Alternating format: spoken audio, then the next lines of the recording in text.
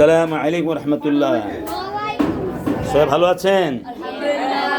আলহামদুলিল্লাহ। এখন দোয়া হবে সুলতানা রাজিয়া, ওনার জন্য দোয়া হবে, এবং তার হাজব্যান্ড হলো মোহাম্মদ সরোয়ার, অ্যাডভোকেট সরোয়ার সাহেব।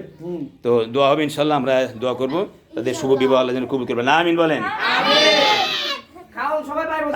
আপনি গেটটা ইনশাল্লাহ আমরা এখন দোয়া করবো।